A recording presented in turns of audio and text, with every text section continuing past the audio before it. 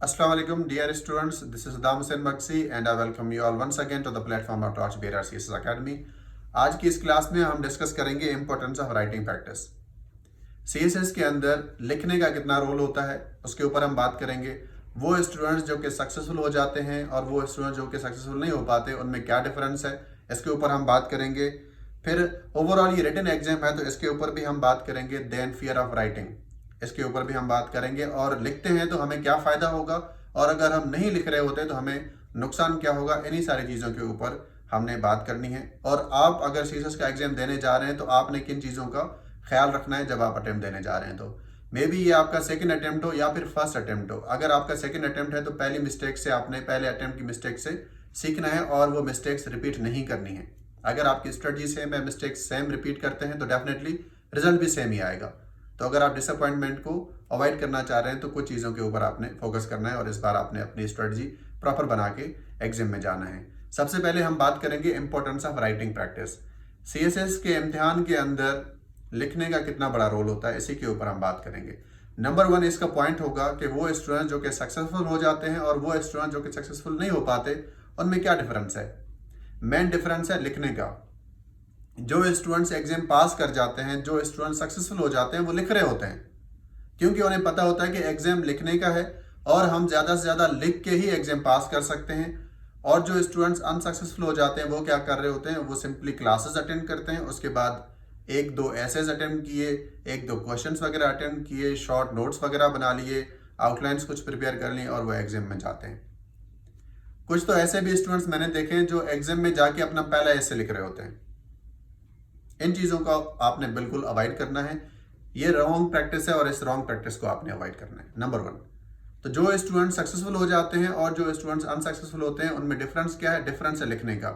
Unsuccessful student लिख नहीं रहे होते, वो नहीं अटेम्प्ट कर रहे होते, कोई भी क्वेश्चंस वगैरह कोई एसेस वगैरह अटेम्प्ट नहीं कर रहे होते, और जो सक्सेसफुल स्टूडेंट्स हैं वो लिख रहे होते हैं। ये तो पहला डिफरेंस है। दूसरा डिफरेंस क्या है, वो स्टूडेंट्स जिनकी गलत स्ट्रेटजी है वो क्या कर रहे होते हैं, ज़्यादा से ज़्यादा रीड कर रहे होते हैं। ज़्यादा से ज़्यादा रीड करेंगे, रिकमेंडेड किताबें भी पढ़ेंगे, इवन उसके अलावा भी किताबें पढ़ेंगे जैसे why nation fail, 21 lessons of 21st history, lessons of history, बहुत सारी किताबें वो पढ़ लेते हैं, उनके नोट्स वगैरह भी प्रॉपर बना लेते हैं। लेकिन वो गलती क्या करते हैं, वो लिख नहीं रहे होते। बेशक आप 10 किताबें पढ़ें, 20 किताबें पढ़ें, 30 किताबें पढ़ें, लेकिन अगर आप नहीं लिख रहे हैं तो एग्जाम फिर भी आपका पास नहीं होगा। और ये एग्जाम फर्स्ट अटेम्प्ट में पास किया जा सकता है। जैसे इस बार हमारे बहुत सारे स्टूडेंट्स ने फर्स्ट अटेम्प्ट में एग्जाम क्रैक किया, पास किया।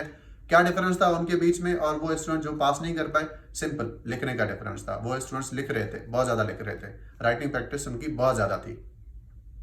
तो ये लिखने का इम्तिहान है तो डेफिनेटली आपने स्टडीज़ के ऊपर भी फोकस करना है, लेकिन एट द सेम टाइम आपने लिखने पे भी फोकस करना है। जब आप अपनी तैयारी स्टार्ट कर रहे हैं, मतलब आप इनिशियल फेज में स्क्रैच से आपने प्रिपरेशन अपनी स्टार्ट की है, तो डेफिनेटली पहले आपका फोकस होगा रीडिंग पे। आप पहले रीड कर रहे होंगे, आप क्लासेस अटेंड कर रहे होंगे, फिर लिख रहे होंगे, फिर उनके नोट्स बनाएंगे, लॉन्ग नोट्स, शॉर्ट नोट्स वगैरह आप बना रहे होंगे इनके। उसके बाद जब आपने ये सारी चीज़ें कर ली हैं, for example notes making, classes attend कर ली आपने, ये सब कुछ कर लिया आपने, रिकमेंड किताबों से सारी चीज़ें प्रिपेयर कर ली हैं, उसके बाद अब आपका नेक्स्ट स्टेप स्टार्ट होगा। ये आपका पहला स्टेप था जो कि आपने लिया है। स्टूडेंट्स क्या करते हैं, क्लासेस वगैरह अटेंड कर लेते हैं, नोट्स बना लेते हैं, उनको लग रहा होता है कि उनकी तैयारी हो चुकी है। अब हम बात करते हैं fear of writing.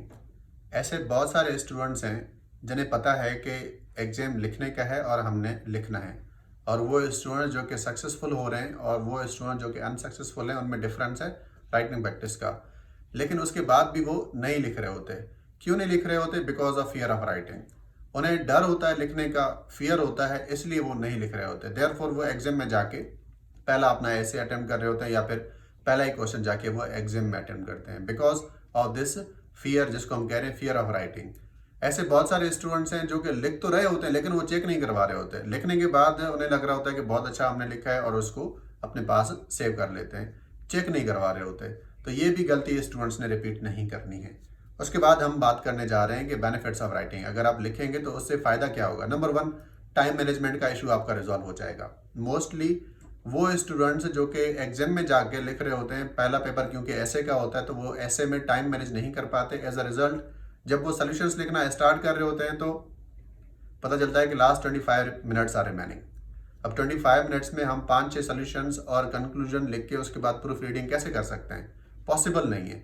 As a result ऐसे हमारा इनकम्प्लीट रह जाता है और हम ऐसे को करेक्ट नहीं कर पाते, बिकॉज हमने पहले क्योंकि लिखा नहीं होता, हमने घर पे प्रैक्टिस नहीं की होती, एकेडमी पे इंस्टीट्यूशन पे हमने राइटिंग प्रैक्टिस की नहीं है, हमने टाइम मैनेजमेंट पे काम नहीं किया होता, इसलिए ये इशू आ रहा होता है। अगर आप लिखेंगे तो डेफिनेटली आपका ये टाइम मैनेजमेंट का इशू खत्म हो जाएगा। उसके बाद अगर आप लिख रहे होंगे तो आपके जितने भी मिस्टेक्स थे वो सारे पहले से ही हाईलाइट हो जाएंगे। सारे मिस्टेक्स आपकी, सारी जितनी भी गलतियां आपकी हो रही हैं वो पहले से ही सारे इश्यूज आपके हाईलाइट हो जाएंगे और डेफिनेटली जब आप एग्जाम में जाएंगे तो कोई भी इशू नहीं होगा। आपके टाइम मैनेजमेंट का इशू रिजॉल्व हो जाता है। आपने जितनी भी मिस्टेक्स की हुई हैं, आर्गुमेंटेशन में इशू आ रहा है, लैंग्वेज में इशू आ रहा है, एक्सप्रेशन के अंदर इशू आ रहा है, हेडिंग्स सब हेडिंग्स बनाने के अंदर इशू आ रहा है, आपका जितने भी इश्यूज हैं आपके वो सारे रिजॉल्व हो जाते हैं अगर आप लिख रहे होते हैं तो ये भी आपका इशू इसी के साथ रिजॉल्व हो जाता है। देन आपके अंदर एक कॉन्फिडेंस आता है कि ये आप ये एग्जाम कर सकते हैं, क्रैक कर सकते हैं, इसको पास कर सकते हैं। ये तभी आएगा जब आप लिखेंगे।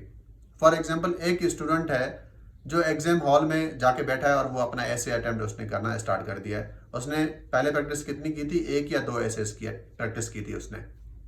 उसके कंपैरिजन में उसी के साथ एक और स्टूडेंट बैठा है जिसने 37 एसेज लिखे और वो चेक करवाएं।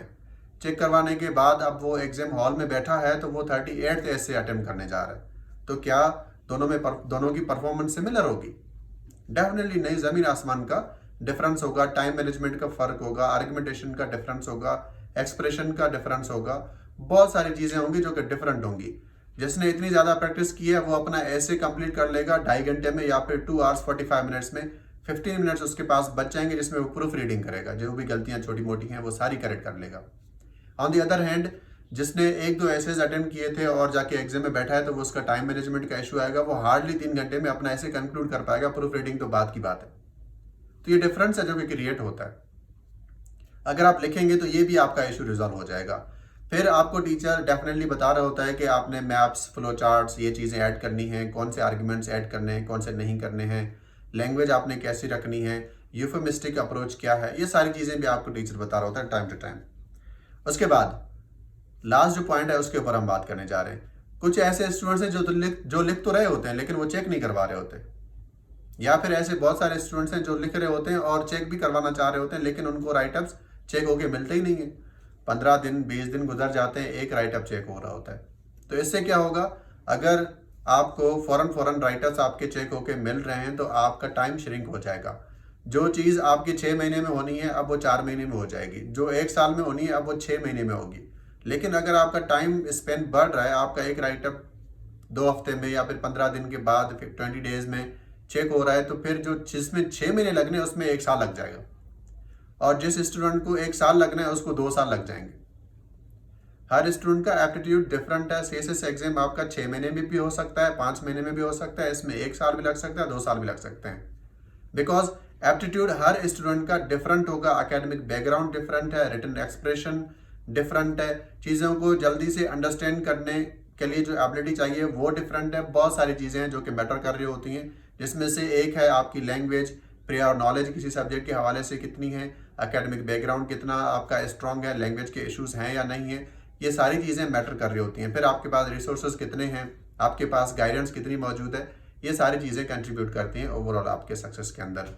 तो आपने क्या करना है? आज से लिखना स्टार्ट करना है, और सिर्फ लिखना नहीं है, राइट डायरेक्शन में लिखना है, और लिखने के बाद चेक भी करवाना है, असेस भी करवाना है, इवैल्यूएशन भी करवानी है, और ये इंश्योर करना है कि जो राइटअप आपका चेक होके आपको मिल रहा है उसके बाद आपने वो मिस्टेक्स रिपीट नहीं करनी है। और जब आप नेक्स्ट राइटअप अपना लिखेंगे तो पहली जो गलतियां थी वो खत्म कर देनी है आपने, और नेक्स्ट राइटअप में बेशक दूसरी गलतियां करें, पहली गलती आपने नहीं करनी।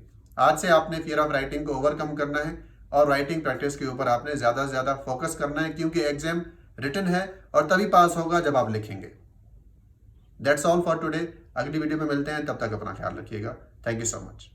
अस्सलाम वालेकुम डियर स्टूडेंट्स, एक इंपॉर्टेंट अनाउंसमेंट है। जैसे कि आपको पता है कि torch bearer series academy online और on campus mock test series start करने जा रही है। आपके mock test series right after Eid start होंगे और सेकंड मई से स्टार्ट होंगे। अगर आप इंटरेस्टेड हैं मॉक टेस्ट सीरीज देने में तो गिवन नंबर्स पे कांटेक्ट करें। Thank you so much.